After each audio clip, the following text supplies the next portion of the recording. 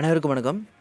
இந்த வீடியோவில் நம்ம எதை பற்றி பார்க்க போகிறோம் அப்படின்னா டாபிக் நம்பர் 9.15. டாப்பிக்குடைய பேர் வந்து ஃபிஸ்கல் பாலிசி. ஓகே.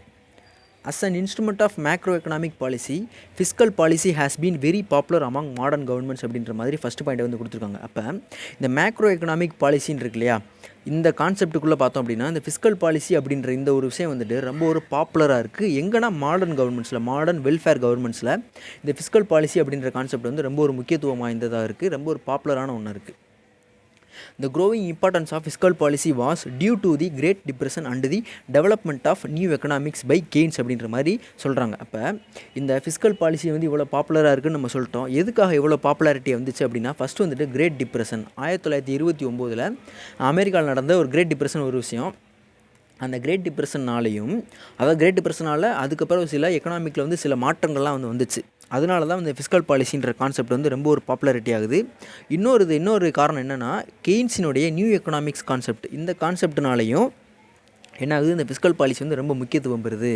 அப்போ அந்த ஃபிஸ்கல் பாலிசி முக்கியத்துவம் பெற்றதுக்கான 2 காரணங்கள் என்ன, ஒன்று வந்து கிரேட் டிப்ரெஷன், இன்னொன்று வந்துட்டு கெய்ன்ஸினுடைய நியூ எக்கனாமிக்ஸ் தியரி. ஓகே, அடுத்தது நம்ம என்ன பார்க்க போகிறோம், 9.15.1 பார்க்குறோம் மீனிங் ஆஃப் ஃபிஸ்கல் பாலிசி. இந்த ஃபிஸ்கல் பாலிசினா என்னன்றது வந்து பார்த்துடலாம். In common parlance, fiscal policy means the budgetary manipulation affecting the macro economic variables.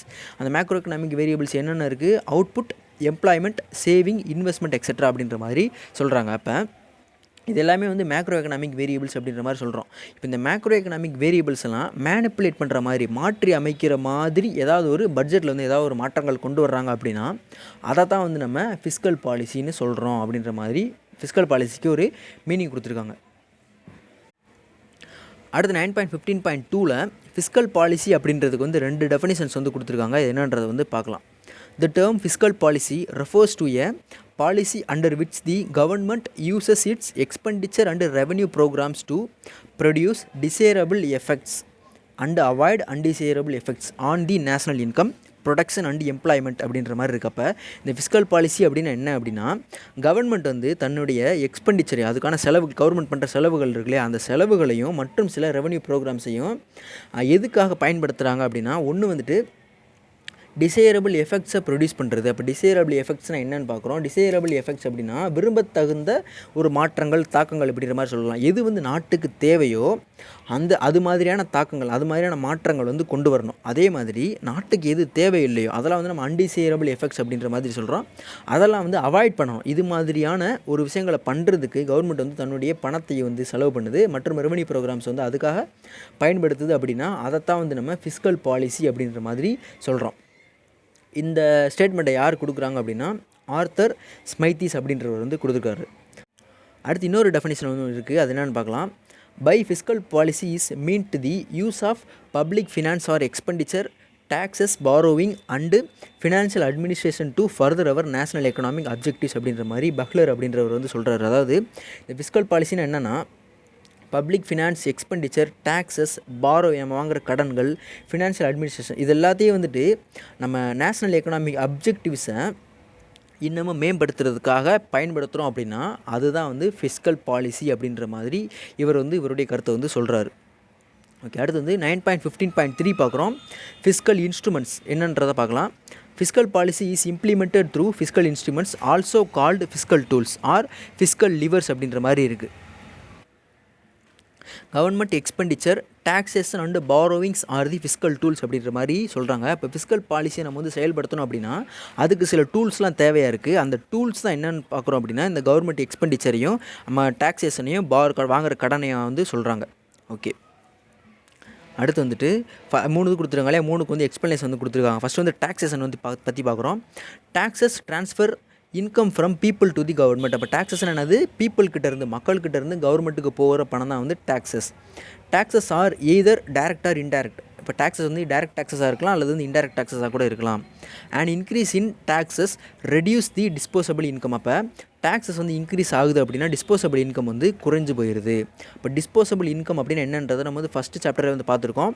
First சாப்டரில் செகண்ட் சாப்டர்லேயே பார்த்துருக்கோம். அது என்னன்றதை வந்து நீங்கள் கமெண்ட்டில் சொல்லுங்கள்.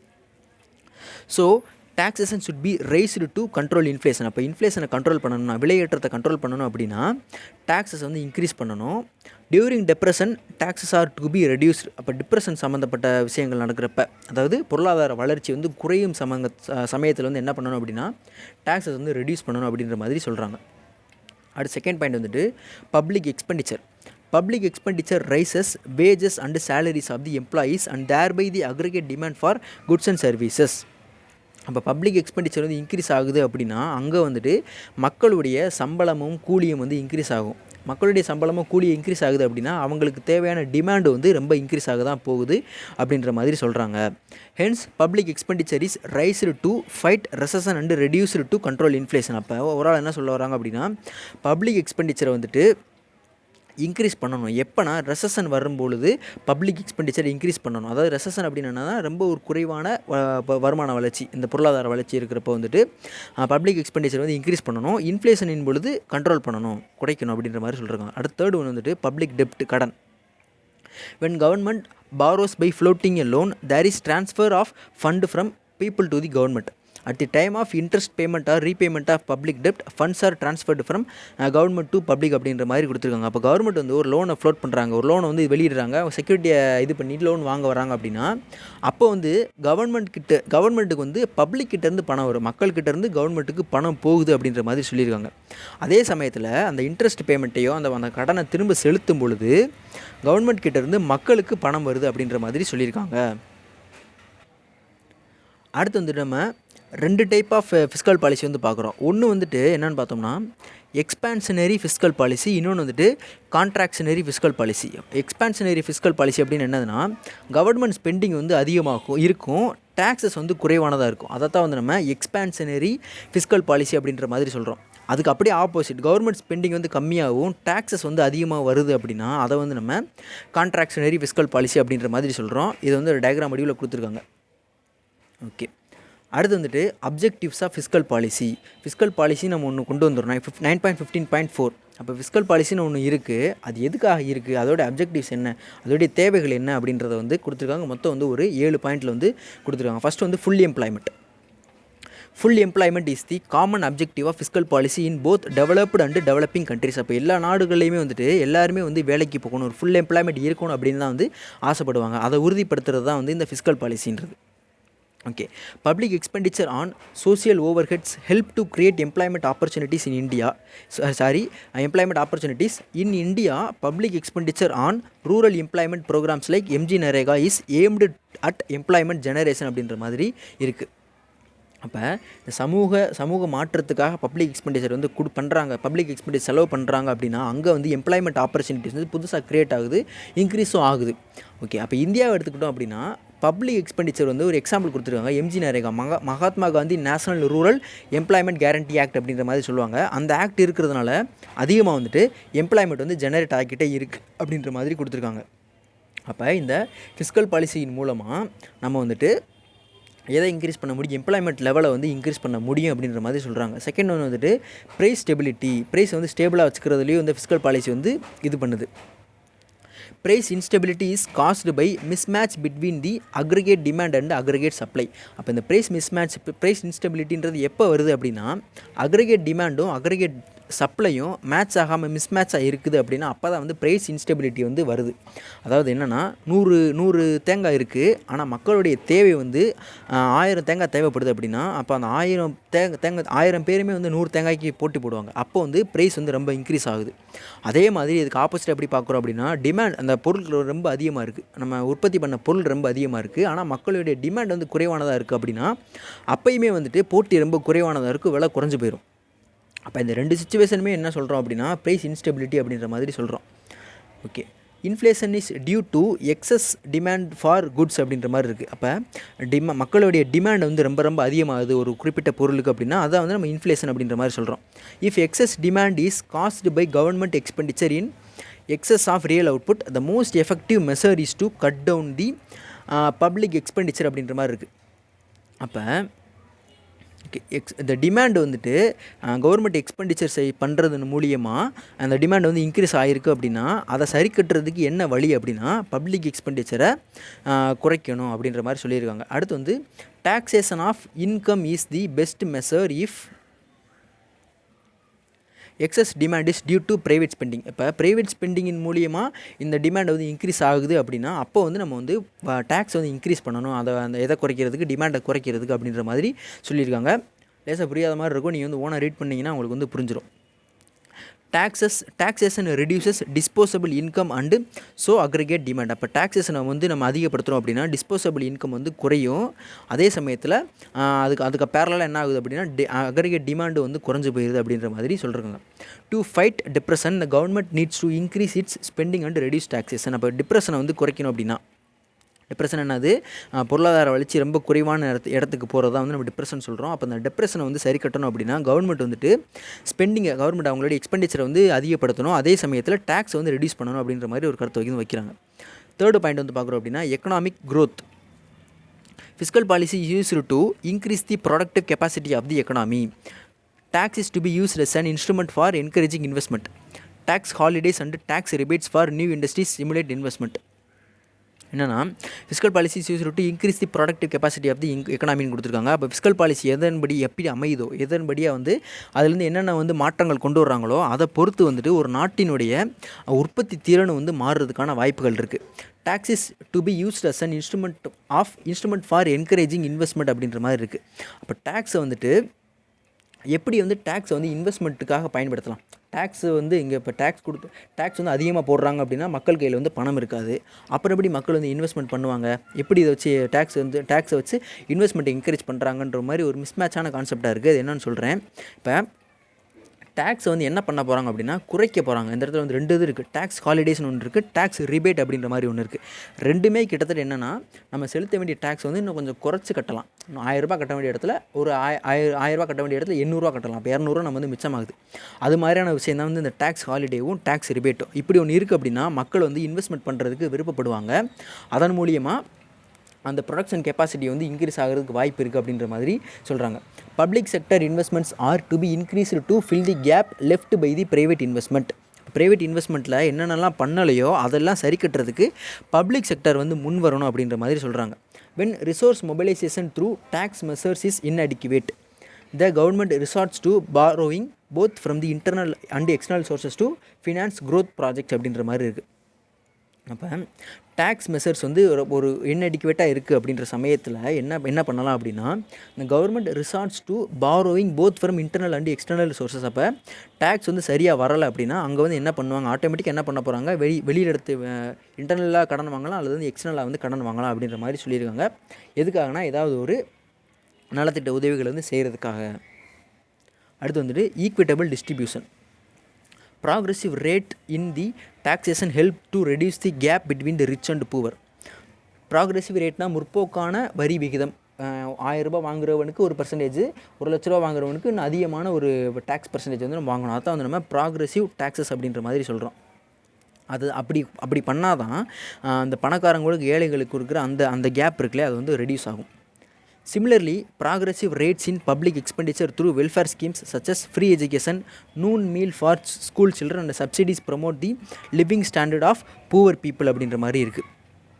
அப்போ வெல்ஃபேர் ஸ்கீம் என்னென்ன வெல்ஃபேர் ஸ்கீமை வந்து எடுத்து வைக்கிறாங்க அப்படின்னா ஃப்ரீ எஜுகேஷன், அனைவருக்கும் இலவச கல்வி, மதிய உணவு திட்டம், அப்புறம் வந்து மற்ற சப்சிடிஸ் எல்லாம் கொடுக்குறாங்க இல்லையா, இது எல்லாமே வந்துட்டு மக்களுடைய வாழ்வாதாரத்தை அதிகப்படுத்துறதுக்கான திட்டங்களாக வந்து பார்க்குறாங்க. அடுத்து வந்துட்டு exchange stability. 5th point. Fluctuations in international trade cause movements in exchange rates அப்படின்ற மாதிரி இருக்குது. அப்போ இன்டர்நேஷ்னல் ட்ரேடில் வந்து ஏதாவது ஒரு ஃப்ளக்சுவேஷன்ஸ் வந்து வருது அப்படின்னா அது வந்துட்டு எக்ஸ்சேஞ்ச் ரேட்டை வந்து பாதிக்கும் அப்படின்ற மாதிரி இருக்குது. Tax concessions and subsidy to export oriented units help to boost exports அப்படின்றது. அதாவது என்னென்னா tax concessions and subsidy to export. அப்போ இந்தியாவிலேருந்து ஏதாவது ஒரு பொருள் வெளிநாடுகளுக்கு ஏற்றுமதி ஆகுது அப்படின்னா அங்கே வந்து வரியில் வந்து சலுகை கொடுக்கணும், அதே மாதிரி சில சப்சிடிஸ் வந்து கொடுக்கணும். அப்படி கொடுத்தா தான் நம்ம நாட்டிலேருந்து வெளியில் போகிற அந்த எக்ஸ்போர்ட்ஸ் வந்து இன்னும் வந்து அதிகப்படுத்த முடியும், பூஸ்ட் பண்ண முடியும் அப்படின்ற மாதிரி கொடுத்துருக்காங்க. Customs duties on import of non essential items help to cut import bill. அப்போ வெளியிலேருந்து நம்ம ஊருக்குள்ள ஏதாவது ஒரு நான் எசென்சியலான பொருட்களை வந்து ரொம்ப ஒரு அத்தியாவசிய தேவையாக இல்லாத பொருட்கள் இருக்கு இல்லையா, அது வந்து நம்ம நாட்டுக்குள்ளே வருது அப்படின்னா அங்கே வந்து நம்ம என்ன பண்ணணும், கஸ்டம்ஸ் டியூட்டி வந்து போடணும் அப்படின்ற மாதிரி சொல்லியிருக்காங்க. அப்படி போட்டாங்கன்னா அதில் என்ன அட்வான்டேஜ் இருக்குது, நம்ம நாட்டுடைய பொருள் வந்து அது கூட நல்லா வந்து காம்படிஷன் பண்ணுறதுக்கு வந்து வாய்ப்புகள் இருக்குது. Okay. The reduction in import duty on import of raw material and machinery enables reduction in cost and make the exports competitive. அப்போ நம்ம ரா மெட்டீரியல்ஸ் வந்து வெளிநாடுகளில் நம்ம இம்போர்ட் பண்ணுறோம் அப்படின்னா அந்த இதுக்கு வந்து இம்போர்ட் டியூட்டியை வந்து குறைக்கணும் அப்படின்ற மாதிரி சொல்கிறாங்க. இம்போர்ட் டியூட்டியை குறைக்கிறோம் அப்படின்னா ரா மெட்டீரியலை வாங்கி நம்ம இங்கே தான் ப்ரொடியூஸ் பண்ண போகிறோம். இங்கே ப்ரொடியூஸ் பண்ண போகிறோம்னா அதுக்கு வந்து நம்ம டேக்ஸ் வந்து குறைச்சி வாங்கணும் அப்படின்ற மாதிரி சொல்கிறாங்க. அப்படி குறைச்சி வாங்குகிறோம் அப்படின்னா இங்கே ப்ரொடியூஸ் பண்ணி நம்ம இங்கேயே விற்கிறப்ப குறைவான விலையில் மக்களுக்கு கொடுக்க முடியும். அதே மாதிரி இன்னும் மற்ற நாடுகளிலிருந்து வர்ற பொருட்களுக்கு அது கூட வந்து நம்ம காம்படிஷன் வந்து பண்ண முடியும், ஒரு போட்டி இருக்கும் அப்படின்ற மாதிரி சொல்கிறாங்க. அடுத்து வந்து capital formation, 6th point. Capital formation is essential for rapid economic development அப்படின்ற மாதிரி இருக்குது. அப்போ பொருளாதார வளர்ச்சி வந்து ரொம்ப வேகமாக வளரணும் அப்படின்னா அங்கே வந்து கேபிட்டல் ஃபார்மேஷன் வந்து ரொம்ப ஒரு எசென்சியலான ஒன்று. அடுத்து tax relief helps to increase disposable income savings and thereby capital formation. அப்போ டேக்ஸ் ரிலீஃப் கொடுக்குறோம் அப்படி ஒரு மக்களுக்கு வந்து டேக்ஸ் ரிலீஃப் கொடுக்குறோம் அப்படின்னா அது எதெல்லாம் இன்க்ரீஸ் பண்ணுது, டிஸ்போசபிள் இன்கம் இன்க்ரீஸ் பண்ணும், மக்களுடைய அந்த சேவிங்ஸை இன்க்ரீஸ் பண்ணுது, தேர்பை கேபிட்டல் ஃபார்மேஷன். ஓவராலாக வந்து கேபிட்டல் ஃபார்மேஷனை இன்க்ரீஸ் பண்ணுறதுக்கு அது வந்து வழிவகுக்குது. Government expenditure on infrastructure development like power and transport encourages private investments. அப்போ கவர்மெண்ட் வந்து எதில் செலவு பண்ணணும், இன்ஃப்ராஸ்ட்ரக்சர் டெவலப்மெண்ட்டில் வந்து பணத்தை வந்து செலவு பண்ணணும். எக்ஸாம்பிள் வந்து ஒரு பவர், ஒரு எலக்ட்ரிசிட்டி போர்டு, மற்றும் வந்து டிரான்ஸ்போர்ட், இதிலெல்லாம் வந்து மக்கள் இல்லை கவர்மெண்ட் வந்து செலவு பண்ணுறாங்க அப்படின்னா அது வந்து ப்ரைவேட் இன்வெஸ்ட்மெண்ட் வந்து இன்னமும் என்கரேஜ் பண்ணும் அப்படின்ற மாதிரி ஒரு கருத்து வந்து சொல்கிறாங்க. அடுத்து லாஸ்ட் பாயிண்ட் வந்துட்டு 7th point, regional balance. Fiscal incentives for industries in the backward regions help to narrow down the regional imbalance. Fiscal incentives for industries in the backward regions அப்படின்ற மாதிரி கொடுத்துருக்காங்க. வளர்ச்சி குறைவான நாடுகளில் வந்துட்டு இந்த இண்டஸ்ட்ரீஸ்க்கான இன்சென்டிவ்ஸ் நம்ம அதிகமாக கொடுக்குறோம் அப்படின்னா அது வந்து அந்த பேக்வேர்ட் ரீஜனை வந்து எக்கனாமிக்கலி ஒரு வளர்ச்சிகரமான பாதையில் வந்து கூட்டி செல்லும். அதை தான் வந்து நம்ம ரீஜனல் டெவலப்மெண்ட் அப்படின்ற மாதிரி சொல்கிறோம். ரீஜனல் பேலன்ஸ்னு இந்த இடத்துல வந்து கொடுத்துருக்காங்க. Public expenditure may be used to start industrial estates so that industrial activities simulated in the backward regions. இது மாதிரி வளர்ச்சி குன்றிய இடங்களில் அல்லது மாநிலங்களில் வந்து இண்டஸ்ட்ரியல் ஆக்டிவிட்டியை நம்ம வந்து ப்ரொமோட் பண்ணுறோம் அப்படின்னா அது வந்துட்டு ஒரு நல்ல விஷயமாக அமையும். அந்த வளர்ச்சி குன்றிய நாடுகள் வந்து இன்னும் வந்து பொருளாதார ரீதியாக வளர்கிறதுக்கு அது வந்து ரொம்ப யூஸ்ஃபுல்லாக இருக்கும்.